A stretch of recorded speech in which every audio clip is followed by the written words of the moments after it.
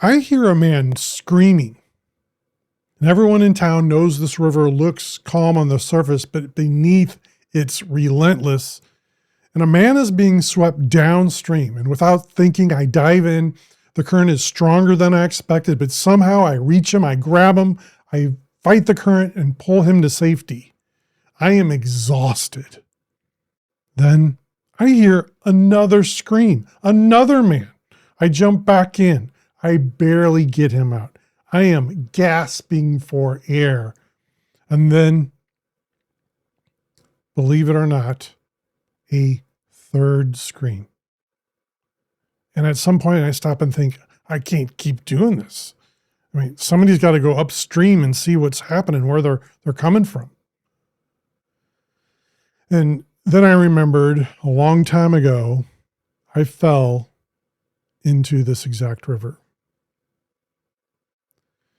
And getting into the river, that's the easy part. Trying to get out, that's the hard part, because I wanted out. I know what the current feels like. I know what it's like to see the shore, to believe you're almost there, to swim with everything you've got, only to feel the current pull you back again and again and again. Every morning I'd tell myself, today's the day.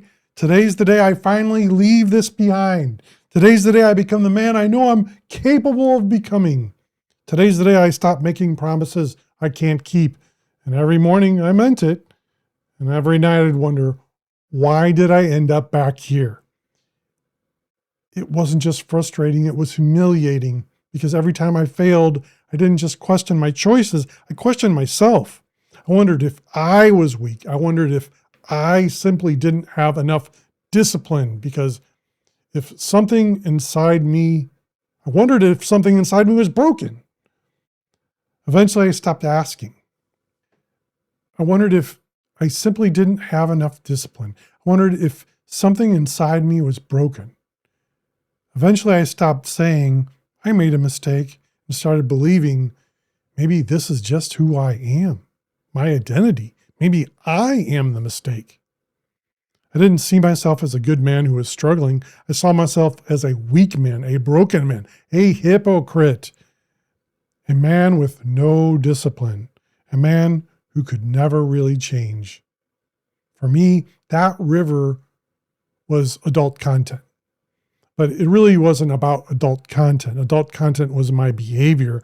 The real behavior, or the real battle, was my identity. It was shame. It was secrecy. It was believing I was becoming someone I never wanted to be. And then one day, I realized I'd been asking the wrong question. I kept asking, how do I stop? But maybe the better question was, who am I becoming? I'd spent years studying personal development. Speakers like Brian Tracy, Jim Rohn, Anthony Robbins, and every mentor I admired taught the same principle. Our identity shapes our future. Our beliefs influence our behavior. The person we believe we are eventually becomes the person we live as. Yet, every solution I tried kept reminding me of who I was or who I had been, and that I was powerless, instead of helping me become who I wanted to be. Everything began to change when I stopped building my identity around my struggle, around my powerlessness, and started building it around the man I wanted to become. Eventually, my behavior followed. For the first time in a long time, I felt free. Not perfect, just free.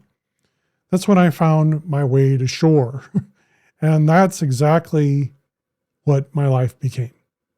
For years, I lived downstream, helping men who were fighting the very same current I once fought, watching them battle shame, watching them fight to believe they could change, watching them struggle to reach the shore. Then something happened I never expected. Children started reaching out for help that were addicted to adult content. I couldn't shake one thought. If children are already crying out for help, aren't we already too late? And that's when I started asking a different question. Why do we spend so much of our lives rescuing people downstream instead of asking what's pulling them in or pushing them in the first place? And then I realized this isn't just about children, and it isn't about adult content. It's about the things that quietly weaken us before they quietly define us. Adult content just happened to be my kryptonite, but yours might be something completely different. Maybe it's anger. Maybe it's alcohol. Maybe it's fear. Maybe it's food. Maybe it's the need for approval.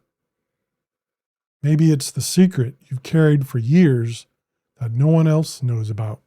Whatever it is, it's quietly pulling you away from the person you want to be. That's why I created this podcast, to walk upstream, to help men, women, to help parents have conversations before someone else does, to help people remember who they really are, to explore the things that quietly weaken us and the principles that make us stronger. Because I believe something with all my heart. No one should be defined by their worst struggle. No child should have to discover their worth from a screen. No one should spend their life believing they're broken beyond repair. There is another way. I'm Eric Zuzack, and this is Kryptonite.